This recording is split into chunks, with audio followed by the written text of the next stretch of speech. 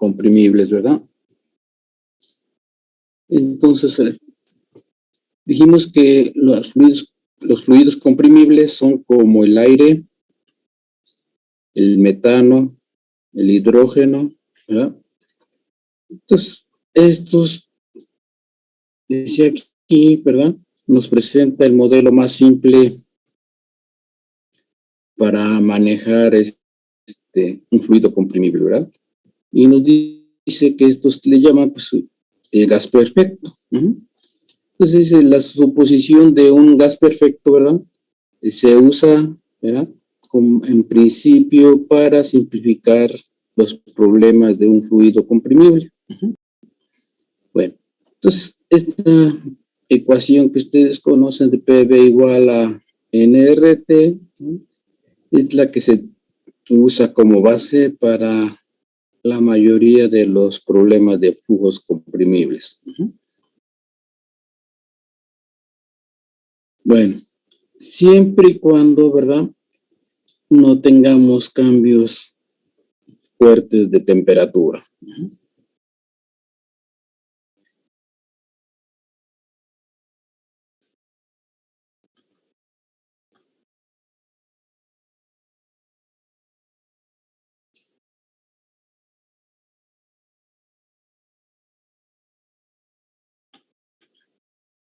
Otro término que vamos a usar, bueno, vamos a usar estos términos, ¿verdad?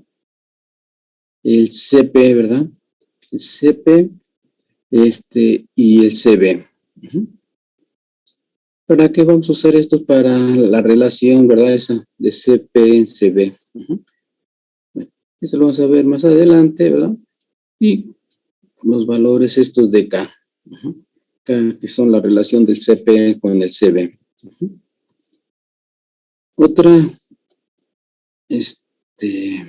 concepto importante, ¿ya?, es la velocidad del sonido, ¿ya?, en el fluido que estamos manejando, así como el número de Mach, ¿ya? Bueno, esta velocidad del fluido, ¿ya?, vamos a utilizar esta ecuación, donde tenemos estos conceptos, ¿verdad? Que es la velocidad del sonido es principalmente función de la temperatura y la R, que es la constante del gas. Esta R, al final del libro van a encontrar los valores R específicos para cada gas, ¿no? Y tenemos lo siguiente, el número de Mach. Aquí tenemos el número de Mach, que es la ecuación 1.26, ¿no? Dice, para un fluido sónico, ¿verdad? O sea que vamos a la velocidad del sonido, el número de Mach es igual a 1, ¿verdad? Entonces, para un fluido supersónico, el número de Mach es mayor que 1. Mientras que nosotros aquí vamos a estar trabajando, preferimos trabajar con números de Mach menores de 1. Entonces, vean, este concepto del número de Mach es importante aquí en el flujo de fluidos, aquí, para fluidos comprimibles. Entonces, el número de Mach igual a 1 es el flujo sónico, o sea que estamos en la velocidad del sonido, ¿verdad? La velocidad del fluido es igual a la velocidad del sonido. Bueno.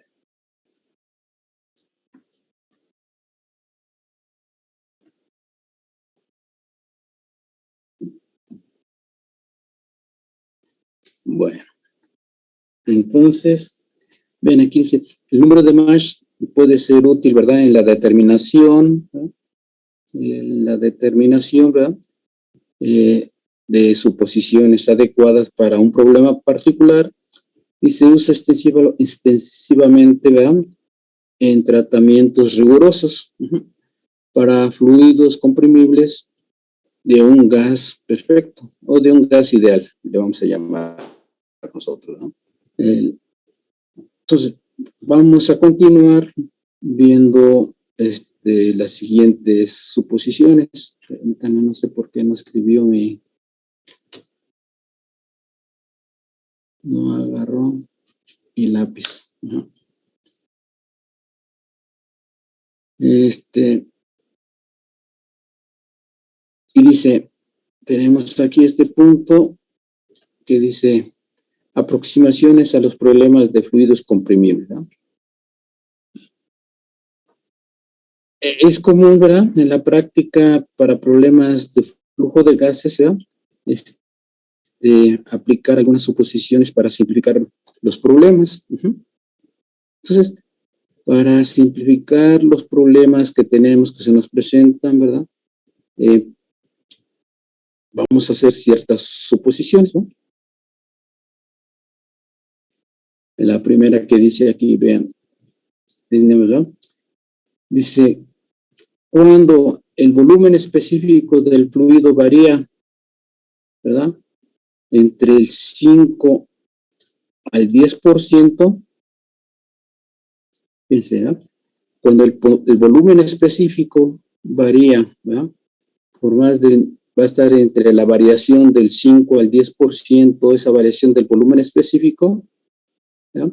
Entonces se va a considerar que el fluido es comprimible.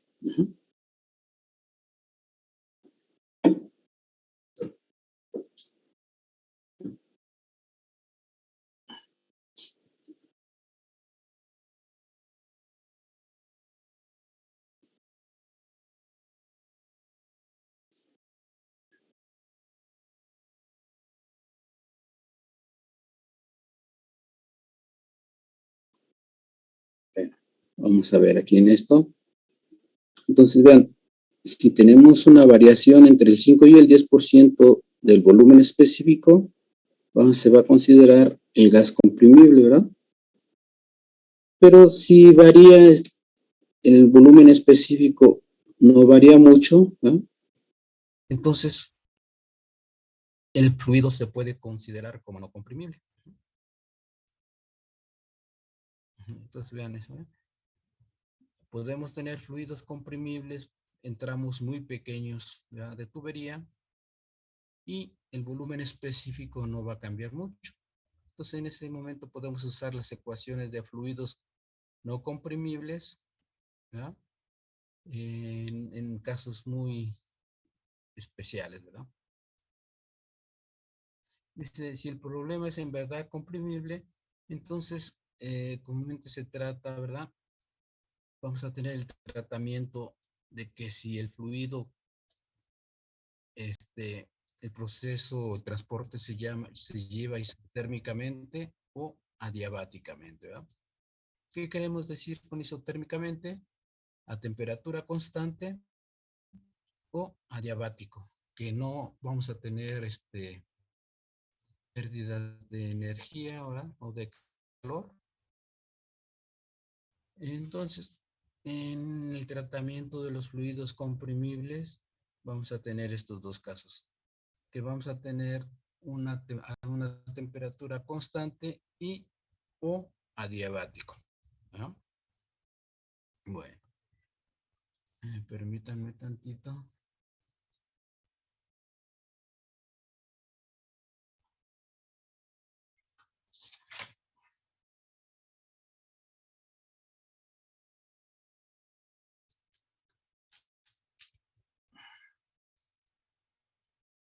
Entonces, el fluido, un fluido isotérmico, se considera a menudo, ¿verdad?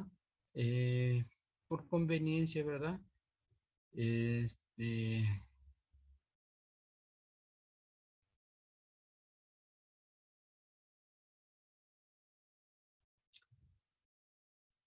Este, fluido, ¿cómo les diré en español? En muchos casos, ¿verdad? Muchos casos en el flujo, en el tratamiento aquí de transporte de un fluido comprimible, se maneja como fluidos isotérmicos, ¿verdad? Esto, por decir, nos facilita el cálculo, ¿verdad? Porque vamos a tener, este, en la mayoría de los casos, que la temperatura no varía mucho entre el punto 1 y el punto 2. Imaginen ustedes el transporte del gas natural, ¿verdad? Que utiliza Pemex a través de sus tuberías, ¿verdad? Entonces, muchas tuberías no tienen recubrimiento, un aislante. Están así la tubería pelona al ambiente. Y eh, se ha visto que la temperatura no cambia mucho. Bueno, aquí dice, ¿verdad? El flujo de gases, ¿verdad? En tuberías largas, ¿verdad? Se aproxima a las condiciones isotérmicas. ¿Por qué? ¿Por qué se supone que se mantiene esa temperatura constante? Porque la tubería, como está expuesta al ambiente, pues va a transferir energía hacia el ambiente, ¿verdad? Y la poca temperatura que aumente, ¿verdad? Pues el intercambio de energía con el medio ambiente, pues hace que la temperatura se mantenga constante. Eso es lo que pasa con las tuberías de gas que usa Pemex. El flujo adiabático, ¿verdad? Se supone, ¿verdad? O sea, se supone en tuberías cortas, ¿verdad? Y aisladas. ¿Qué casos tenemos de estos? Es, por ejemplo, el transporte del vapor de agua. Ustedes saben que el vapor de agua lo usamos en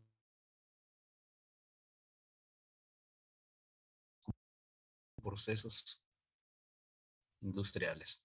El vapor de agua de un punto 2 y para que no pierda energía este, este fluido, porque nos interesa que el fluido se mantenga a esa temperatura que lo estamos sacando de la caldera, y lo vamos a llevar a unos intercambiadores de calor para que calienten el fluido. Entonces interesa que no pierdan temperatura. ¿Cómo logramos esto? Pues aislando la tubería. Aislamos la tubería con aislamiento térmico y así hacemos que el fluido sea adiabático, ¿no? Que no haya transferencia de calor. Como lo dice aquí, ¿verdad? Esto consistiría, ¿verdad?, en que no hay transferencia de calor, ¿verdad? O sea, de la tubería hacia el medio ambiente, ¿verdad? O del medio ambiente hacia la tubería.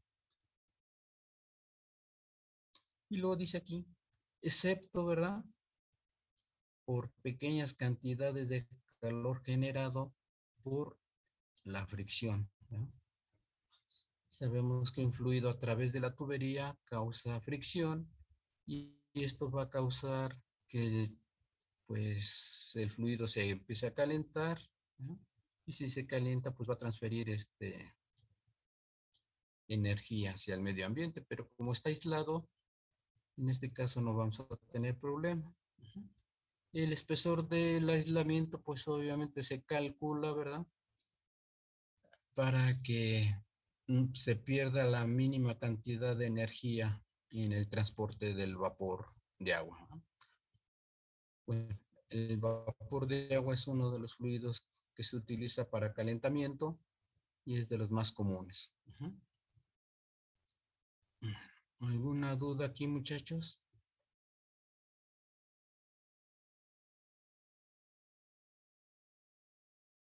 Por el momento no. Ok.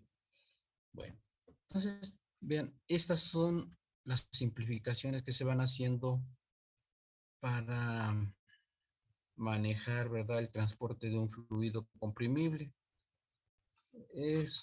Trabajar con fluidos comprimibles es más difícil que trabajar con agua, ¿verdad?, gasolina, ¿verdad?, porque tenemos que hacer varias consideraciones. aquí el libro de Crane nos presenta, o este manual nos presenta los casos más comunes y que en realidad son bastante buenos lo que nos presenta aquí. Los consejos que nos da aquí Crane son buenos, ¿verdad? Y como este libro se ha ido actualizando cada año lo actualizan, pues cada vez meten los conceptos, ¿verdad? A los que se presentan los ingenieros en la, en la industria. Bueno, entonces, si ustedes llegan a encontrarse un caso de estos, pues pueden aplicar con confianza estos métodos. Permítanme, voy a dejar entrar a sus compañeros.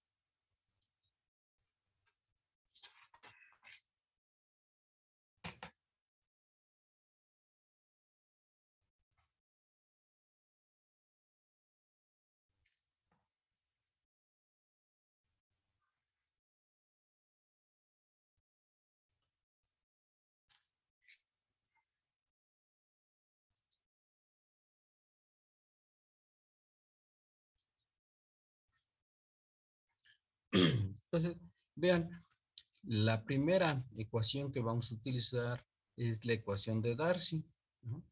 La ecuación de Darcy es la primera ecuación que podemos utilizar, pero hay que analizarla con cuidado, ¿verdad? Porque esta ecuación de Darcy es la que usamos para fluidos no comprimibles, ¿no? Entonces, nos da el consejo aquí de cuándo utilizar la ecuación de Darcy, ¿no?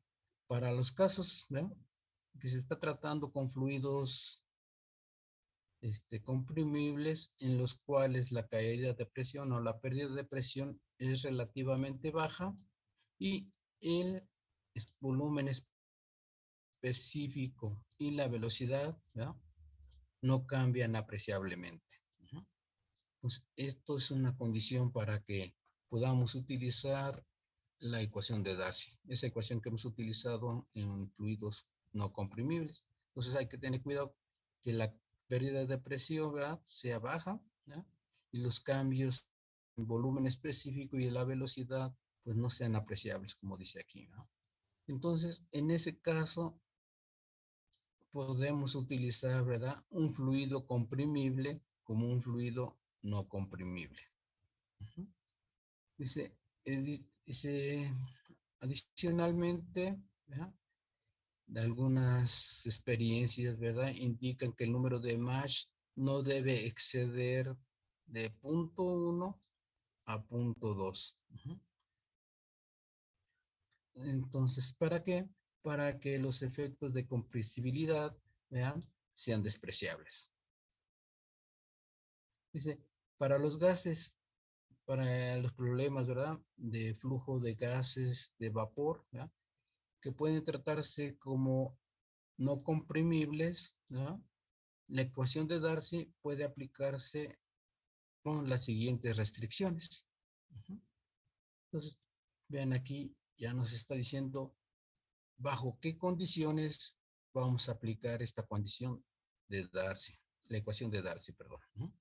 Si se dan cuenta, aquí nos está diciendo que tratemos el fluido comprimible como un fluido no comprimible, ¿no?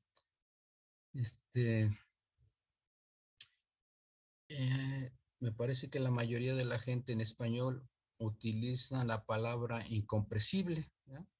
Compresible e incompresible, ¿verdad? Eso es a gusto de cada, cada quien, ¿verdad? A mí no me gustan esas palabras, ¿verdad? Incompresible, porque luego al hablar me equivoco, ¿no? Incompresible, me parece que ni existe la palabra en español. Se me hace más fácil hablar de fluido no comprimible y fluido comprimible, ¿verdad? Porque en realidad la palabra en español sería comprimir. Pero eso es a gusto del ingeniero, ¿verdad? Como le quiera llamar. Bueno, entonces las siguientes restricciones son, ¿no?, si, si la pérdida de presión calculada, ¿no?, vamos a hacer un cálculo y vamos a ver el valor de esa delta P es menor, fíjense, es menor del 10%, ¿ya?, de la presión absoluta de entrada. Ujú. Dice, se obtendrá, ¿verdad?, una exactitud o una precisión, ¿verdad?, razonable. Ajá. Eh,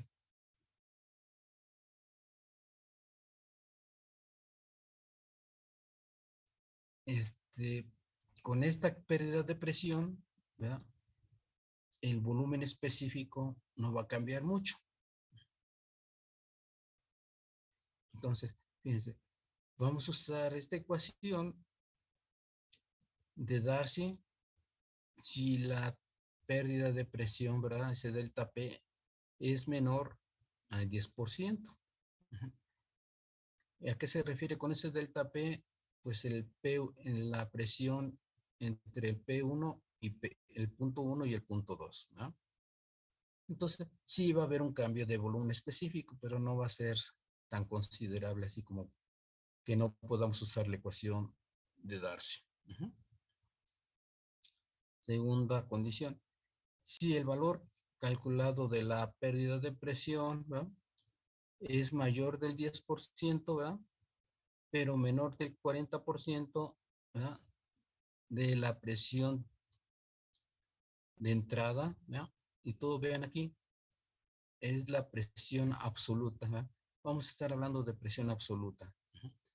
La ecuación de Darcy dará, ¿verdad?, resultados, ¿verdad?, razonables, pero fíjense, basándose en el valor promedio del volumen específico, ¿verdad?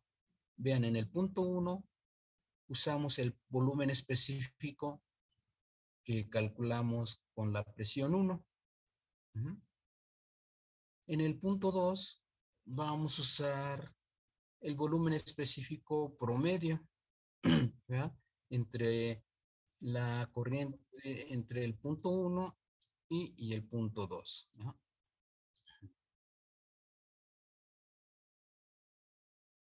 Bueno, ustedes, si tienen alguna duda, pueden preguntármela, ¿eh?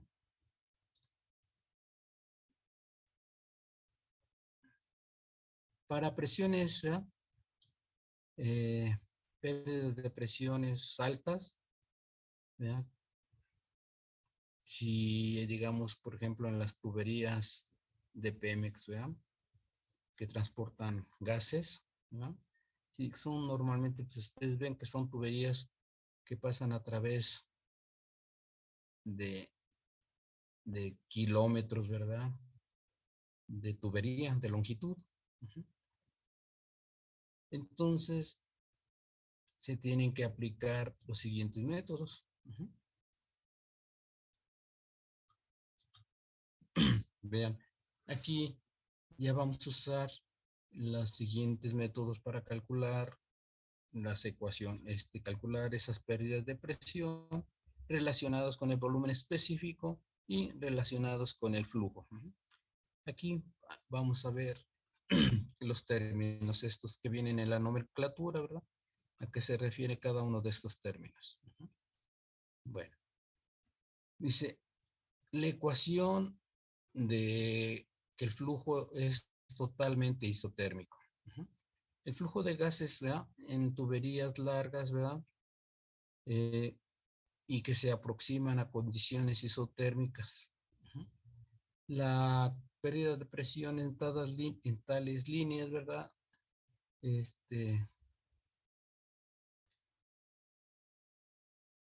esta delta P, ¿verdad?, o pérdida de presión, suele ser alta, ¿verdad?, comparada con la entrada de la presión, con la presión de entrada, perdón. Y las soluciones a este problema, ¿verdad?, están dentro de las limitaciones de la ecuación de Darcy. O sea, que todavía podríamos usar esa ecuación de Darcy, ¿no? Dice, y una determinación exacta, ¿ya?, perdón,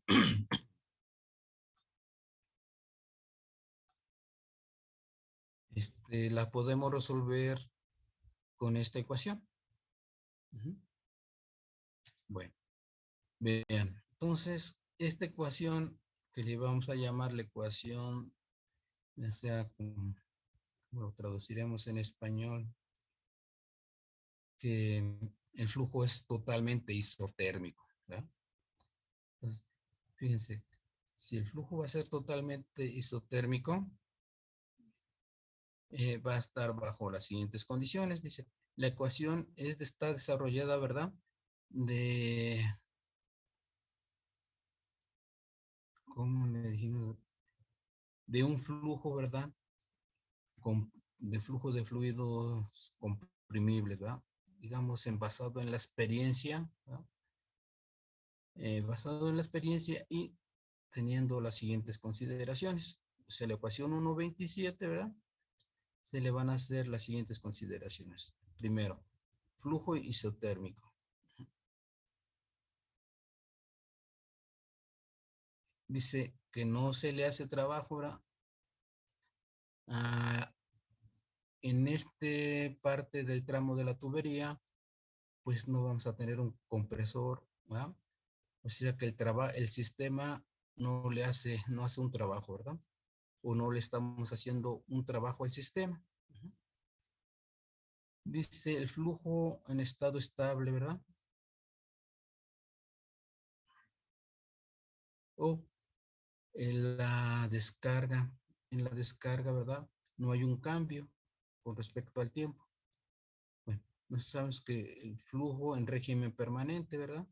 Por lo tanto, en la descarga, pues vamos a tener siempre las mismas condiciones con respecto al tiempo. 4. El fluido obedece la ley del gas ideal. 5. La velocidad puede representarse, ¿verdad? Por la velocidad promedio eh, en esto, como le llamaremos,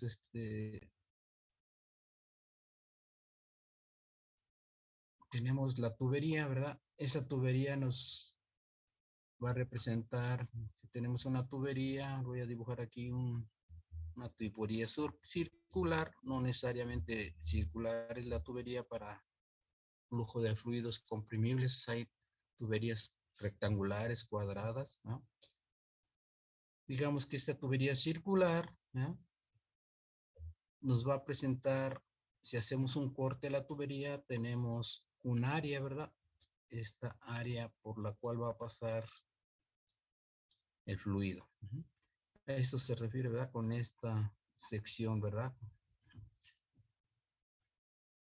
Bueno, 6. El factor de fricción es constante a lo largo de la tubería.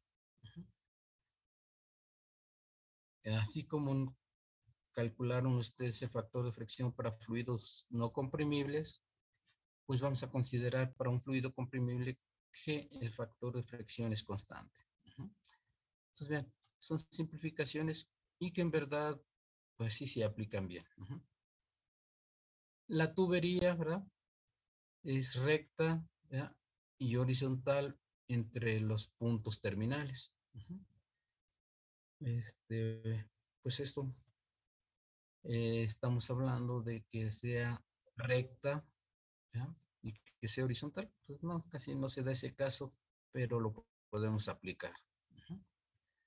¿Alguna pregunta, muchachos, aquí?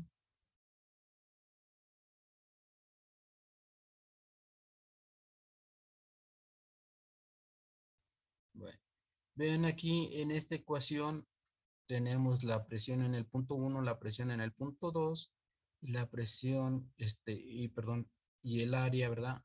A se refiere al área. La G ya sabemos que representa, F el factor de fricción, ¿verdad? Y B con esta rayita arriba, pues representa el volumen específico. Bueno, vamos a ver qué representa W. Permítanme, estamos en la página 18. Vamos a ver la nomenclatura, ¿no? Vamos a ver si está en la página 10.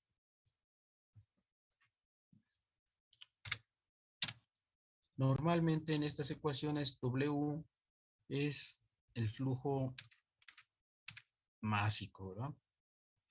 Vamos a ver, aquí era W minúscula. W minúscula, vean, aquí la tenemos, ¿ya? Es el flujo, ¿verdad? El flujo másico, en libras por segundo. Y W mayúscula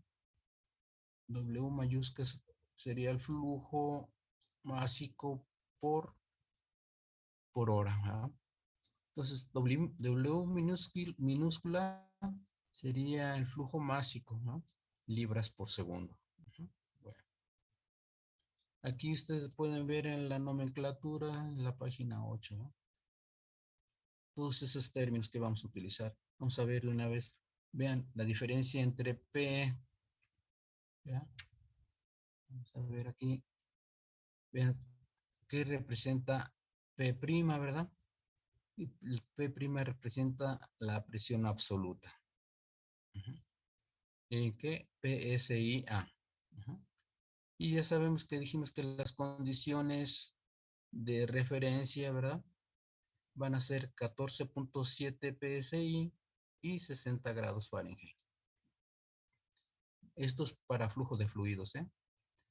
No lo vayan a confundir con otras, con termodinámica y otras cosas, ¿no?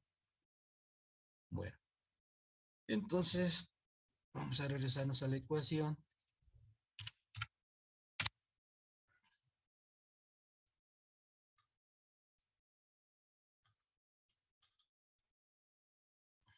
Entonces W ya vimos que es libras por segundo, ¿verdad? Eh, Vamos a ver, se me olvidó la A. Vamos a ver la A que tenemos aquí en la ecuación 127. ¿En qué unidades está? Si está en pies o está en pulgadas. El área, ¿no? A debe ser el área del corte seccional de esa tubería.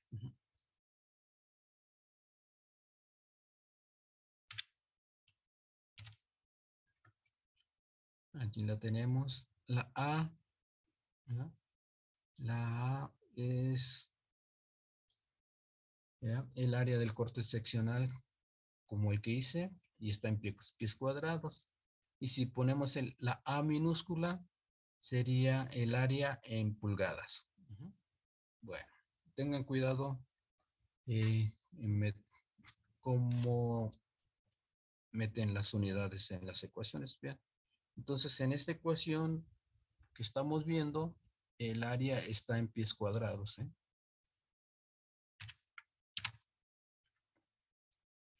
Y bien, ¿cómo vamos a utilizar esta ecuación? ¿Ah? Fíjense, podemos tener casos diferentes cuando hacemos un cálculo para un fluido comprimible. Puede ser que la tubería ya exista, ¿ya?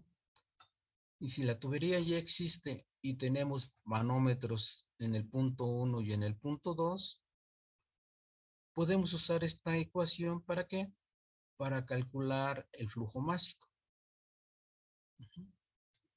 Entonces, bien, estas ecuaciones nos permiten, si conocemos la presión en el punto 1 y punto 2, podemos calcular el flujo másico. Esto libras por segundo. O, fíjense, cuando ustedes están diseñando, ustedes pueden conocer el flujo másico, pero no van a saber cuál es la presión en el punto 2. Eso es lo que tenemos que calcular, ¿ya? Van a decir, ustedes tienen una longitud y tienen un flujo másico, entonces ustedes van a calcular cuál sería la pérdida y cuál sería la presión en el punto 2 y por lo tanto conoceríamos el delta P. Vean acá arriba, no es el delta P al que estamos acostumbrados, porque están al cuadrado cada una de las presiones. Tengan cuidado eso. Entonces, vean, podemos aplicar esta ecuación para una tubería existente o para diseñar. Bueno, ¿alguna pregunta, muchachos, aquí?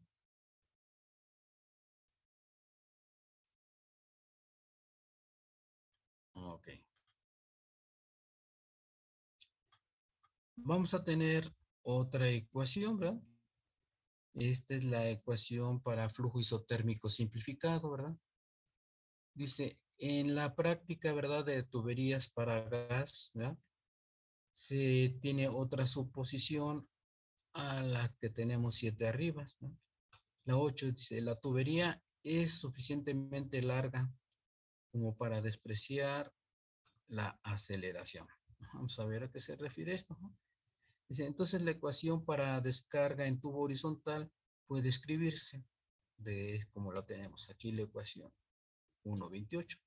Vean, la ecuación acá la tenemos arriba y para tuberías largas podemos aplicar esta ecuación, ¿no? Ya simplificada y la podemos manejar este, como la ecuación 1.27.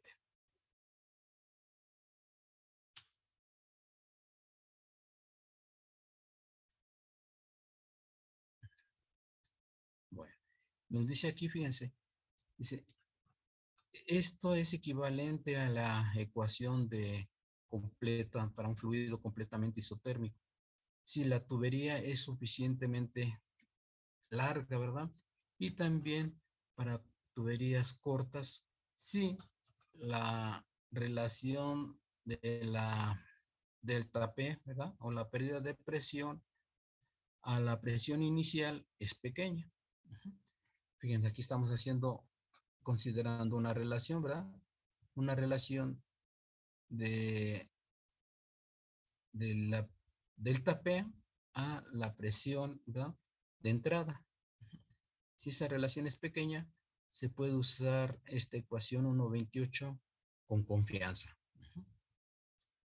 ¿Ya? Obviamente, siempre nos iríamos a aplicar esta ecuación en un principio, ¿verdad? Para ver cómo obtenemos, ¿verdad? Ya sea la presión a la salida, cuando es el caso de un diseño nuevo de una tubería que no existe, ¿no? O de una tubería existente, siempre y cuando tengamos manómetros en la presión 1, digo en el punto 1 y en el punto 2, ¿verdad? Si no, ¿cómo calculamos? ¿No? Bueno, normalmente, siempre cuando se transporta fluidos, ¿verdad? Por ejemplo, en el caso de Pemex, tenemos estaciones de recompresión. Ajá.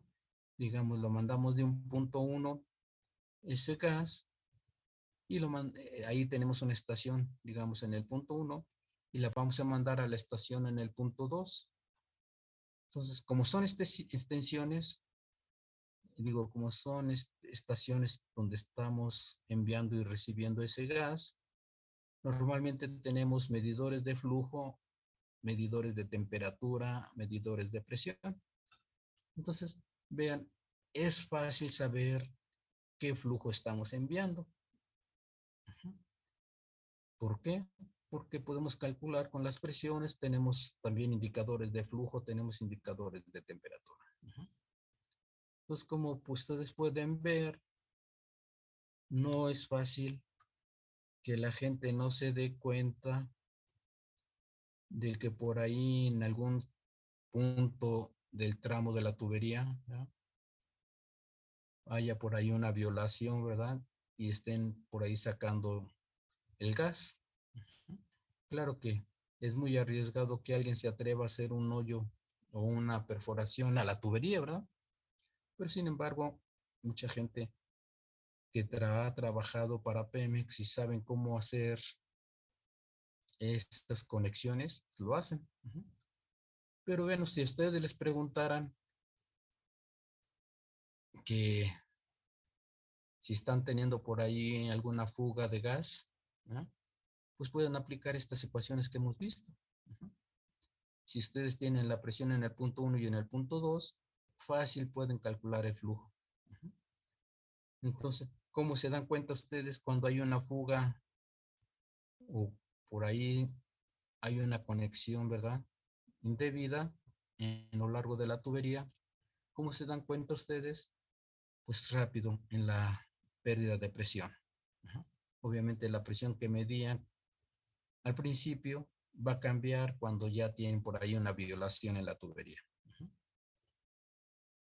Dice,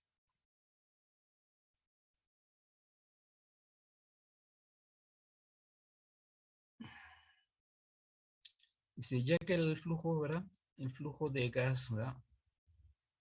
Están comúnmente expresados en términos de pies cúbicos por hora y a condiciones estándar, dice, es conveniente reescribir la ecuación 1.28, ¿no? De la siguiente manera. Entonces, la ecuación 1.29 sería la misma ecuación 1.28, pero ahora en lugar de manejar libras por segundo, ahora vamos a hablar de pies cúbicos por hora. Esto a condiciones estándar. Fíjense, es muy importante esto de condiciones estándar. No es lo mismo que ustedes calculen los pies cúbicos, ¿verdad? A las condiciones del proceso, a condiciones PT, que a las condiciones estándar. ¿Por qué? Porque las condiciones estándar siempre va a ser mayor el volumen, ¿verdad? Que a las condiciones de operación. No sé si me explico, muchachos, ahí. ¿Sí me expliqué? ¿Me entendieron, muchachos, ahí lo que les dije? Sí, profesor. Ok.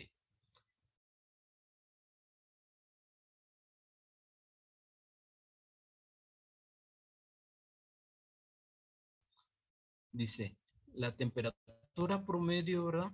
La temperatura promedio, ¿verdad? En la ecuación 1.29, fíjense, vamos a usar la ecuación esta con la temperatura promedio. Dice, puede tomarse como la media aritmética, ¿verdad? Entre la corriente de upstream, quiere decir, vamos a ver, olvídame, que no les diga una mentira. Upstream quiere decir lo que nosotros sería la entrada y downstream sería la salida. Tengan cuidado en esos términos, ¿verdad? En upstream y downstream. Nosotros se nos hace más fácil decir el punto 1 y el punto 2, ¿verdad? Dice, cuando el cambio de temperatura ¿verdad? No es más del 10 grados Fahrenheit. Entonces podemos utilizar con confianza esta ecuación 1.29 cuando no tenemos un delta T, aquí sería un delta T temperatura que no sea mayor, ¿verdad? A 10 grados Fahrenheit. Bueno, aquí dice los métodos para calcular la temperatura promedio, ¿verdad? Cuando las variaciones son mayores, las pueden obtener en este caso aquí en esta fuente, la fuente 11. Bueno, vamos a ver entonces otras ecuaciones, ¿verdad? Que se puedan utilizar para tuberías largas, ¿verdad? Tuberías tramos largos, ¿verdad? Normalmente como manejar el gas natural, ¿verdad? Tenemos la siguiente ecuación, las ecuaciones que son esta ecuación de Weymouth, ¿no?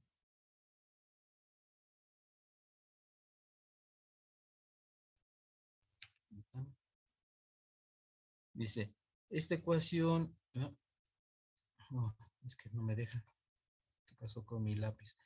Esta ecuación dice, comúnmente se usa para el dimensionamiento de tuberías, ¿verdad? Y es aplicable cuando el flujo es totalmente turbulento. Bueno, vean, aquí tenemos los siguientes términos, ¿verdad? Permítanme. Entonces nos dice que esta ecuación la podemos usar, ¿verdad? Pero vamos a ver ahora, fíjense, tengan cuidado con los conceptos de las ecuaciones, ¿verdad? Esta es bueno, es recomendable ir a ver a la nomenclatura que es QH', ¿verdad? Acá nos estaba diciendo que es flujo, ¿verdad? Cúbicos por hora. Entonces la H sería pies cúbicos por hora y la comita arriba de la Q son para condiciones estándar. Entonces, fíjense, los cálculos se están haciendo a condiciones estándar. que vimos que eran la presión atmosférica, ¿verdad? Ahorita vamos a ver la temperatura. Aquí, fíjense, tenemos nuevos términos, que es LM y TB y P'(B). Entonces vamos a allá a la nomenclatura y vamos a ver qué es eso de TB y PB, subíndice B. Y LM. Y D, fíjense, D, vamos a ver si la D minúscula la sigue tratando como el diámetro de la tubería en pulgadas.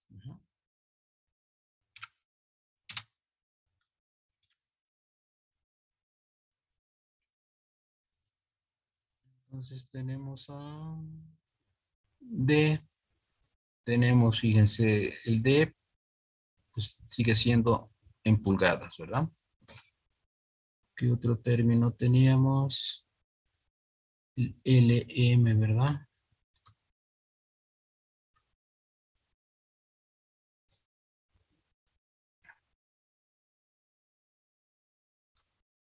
LM, dice. Longitud de la tubería, vean, longitud de la tubería, pero en millas, ¿eh? Aquí ya está la longitud de tubería, pero en millas, ¿no? Es tan larga la tubería que ya la medimos en kilómetros o en millas, ¿no? ¿Qué otra? Tenemos la PB, dijimos, ¿verdad? P subíndice B. Aquí está. Presión absoluta a condiciones estándar. 14.7 grados, 14.7 psias y 60 grados Fahrenheit. Pero ahí veo una B minúscula, ¿verdad? Pero vamos a ver. Esa B no me dice, aquí no me dice mucho.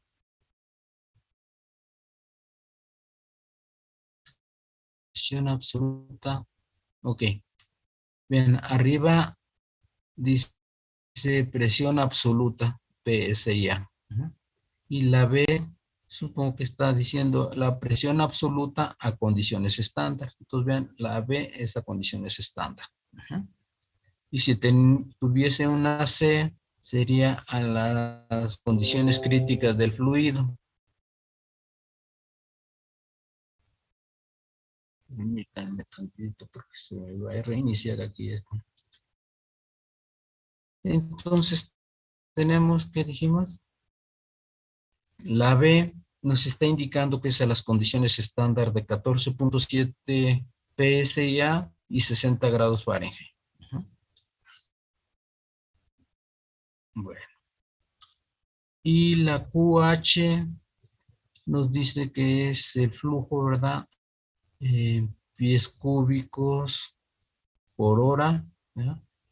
Pies cúbicos por hora a las condiciones estándar. Ven, aquí lo tenemos, ¿verdad? La SCFH, Standard Cubic Feet por hora. Bueno, ¿qué otro término teníamos? Me parece que eran todos.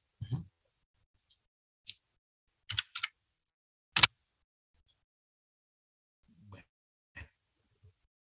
Tenemos otra ecuación, ¿verdad? La ecuación 1.31, que es la ecuación de, no sé cómo se pronuncia, ¿verdad? Esto, Pan-Handler, ¿verdad? Y me faltó la TB, permítanme. Vamos a ver qué es TB. Vamos a ver, permítanme.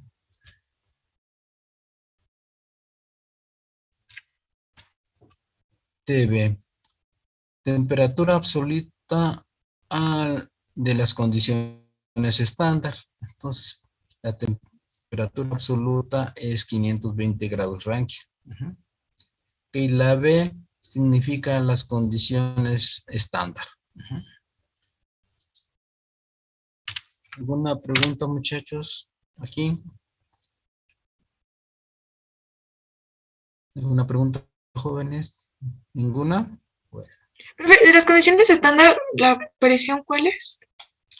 14.7. Aquí que tenemos la PB, ¿verdad? En la ecuación 1.30, P subíndice B, quiere decir que es la presión de las condiciones estándar, que es 14.7. Y T subíndice B es la de 520 grados Rankine. La B indica que es condiciones estándar, pero absolutas, ¿verdad?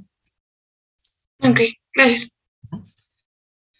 Bueno, entonces tenemos las mismas ecuaciones. La de Pan-Hartley es una ecuación muy similar, ¿vean? ¿Vean? Dice, esta ecuación fue desarrollada para tuberías de gas natural y es aplicable, ¿verdad? Para flujo, ¿verdad? Parcialmente turbulento. Dice, en versiones previas de este manual, ¿verdad? La gravedad, la densidad relativa, perdón, de 0.6 y la temperatura de 60 grados se supusieron, ¿verdad? Para para esta ecuación, ¿verdad? Entonces una densidad relativa de 0.6. Aquí tengan cuidado, ¿verdad? La densidad relativa en las ecuaciones que vimos de fluidos no comprimibles era densidad relativa con respecto al agua. Ahora, aquí la densidad relativa va a ser con respecto al aire.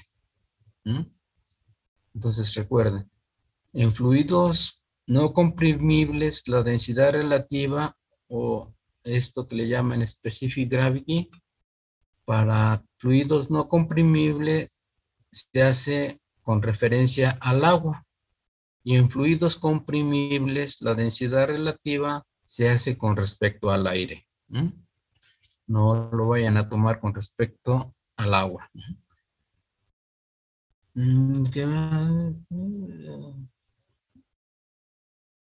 Entonces, esto nos dice que es para tuberías. Esta ecuación de Pan-Handler, pues es en base a la experiencia para tuberías que se manejaron, donde se maneja gas, ¿no? Gas natural. Es como las tuberías que les digo de Pemex, ¿no?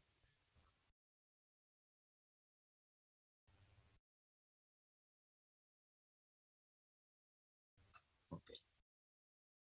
Bueno, entonces fíjense, estamos manejando temperatura y la densidad relativa.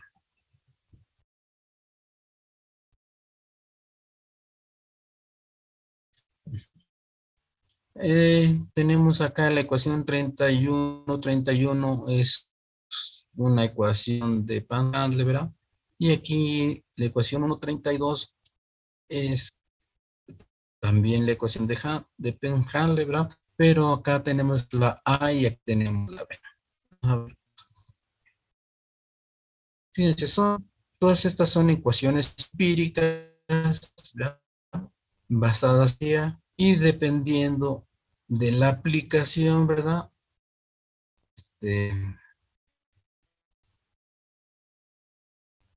Vamos a usar la ecuación que nos convenga, dependiendo de las condiciones que tengamos. Nos decía la 1.31 que es para parcialmente turbulento, y acá en la 1.32 dice, esta ecuación es ampliamente usada para líneas, ¿verdad? Líneas largas, ¿verdad? Y es aplicable para flujo totalmente turbulento. Entonces, vean, la de arriba pueden aplicarla para parcialmente turbulento y cuando tienen un fluido totalmente turbulento pueden usar con confianza la ecuación 1.32. Vamos a ver aquí, permítanme, ok. Fíjense, aquí nos dice, ambas ecuaciones de Pan-Handler incorporan el factor de eficiencia que es usado para corregir, ¿verdad? Resistencias adicionales en las tuberías tales como válvulas, accesorios y otros más, ¿verdad? También, también, por ejemplo, considera la edad, ¿verdad? Como digamos, la edad de la tubería, pues, no sé si sea correcto decir eso, ¿no? Sino el tiempo que tengamos trabajando esa tubería, ¿verdad? Que se esté utilizando también en este factor, ¿verdad? Pues vamos a meter también ese término, ¿verdad? Del uso, del tiempo de uso de esa tubería.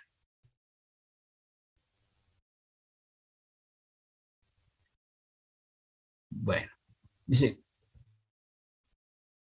comúnmente se asume, ¿verdad? Un valor de 0.92, ¿verdad? Para las condiciones típicas promedio, ¿verdad? Y dice, los rangos de este factor van de 1 a 0.85, dependiendo de las condiciones y el diseño del sistema. Bueno, pues esto son más bien experiencias, ¿verdad? Prácticas, que si ustedes llegan a entrar a una compañía que se dedique a esto del transporte del gas natural, pues estos valores ya los tienen determinados ellos, ¿no?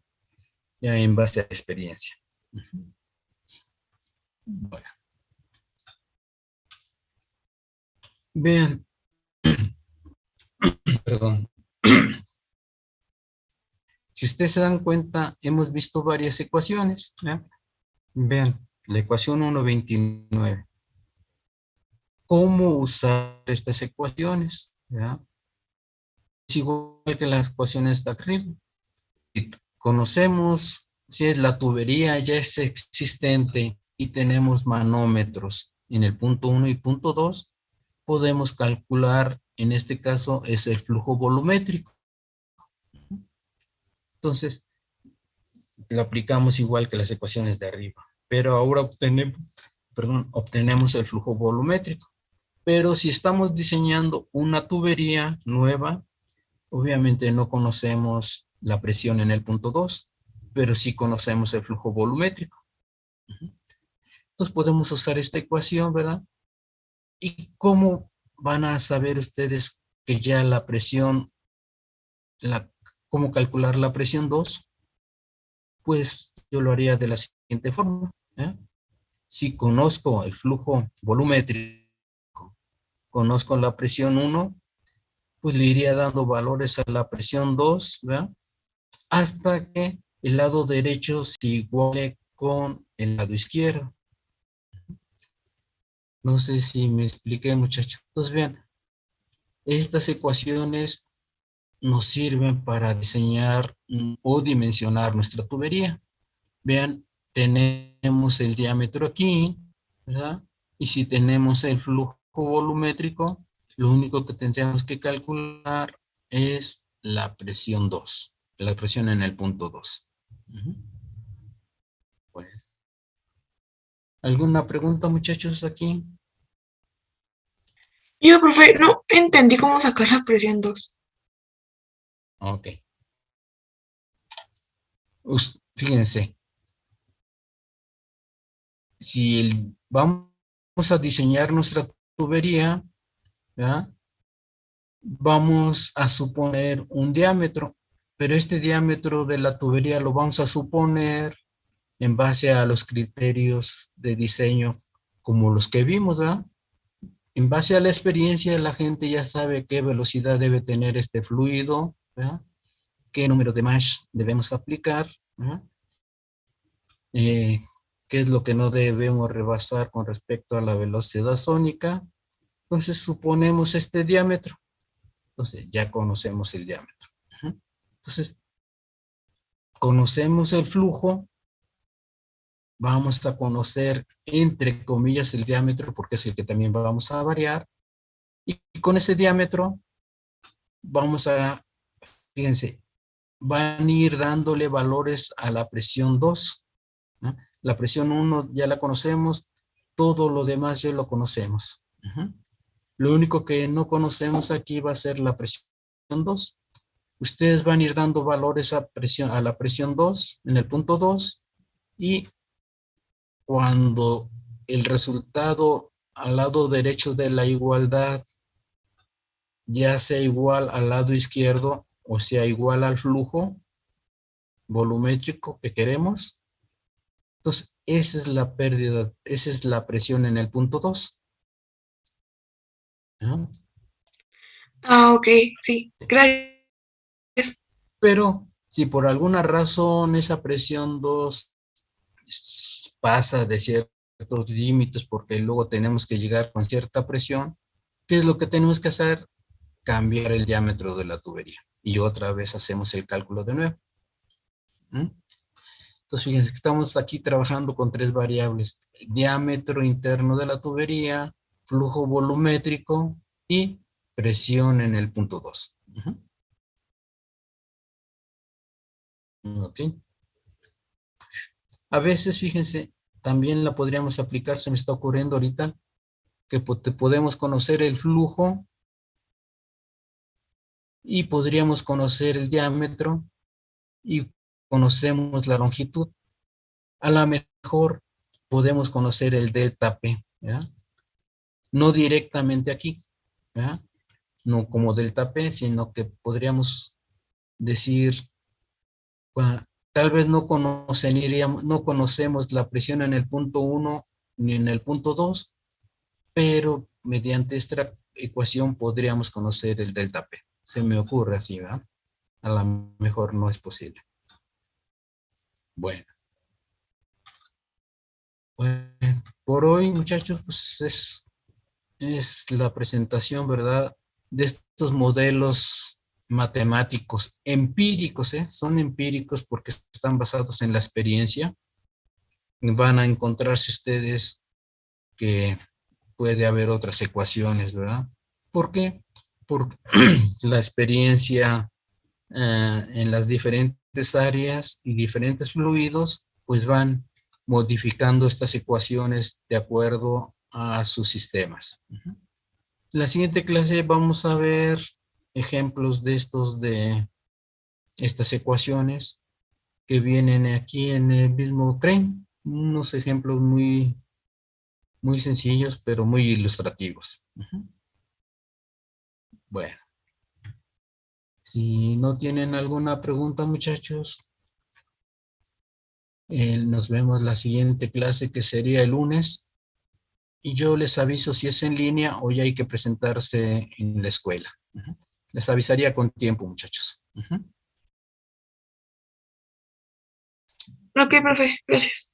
Ok, muchachos, entonces nos vemos el siguiente lunes. Nos vemos. Que estén bien. Cuídese, profesor. Nos vemos. Hasta el lunes. Hasta luego, muchachos, que estén bien.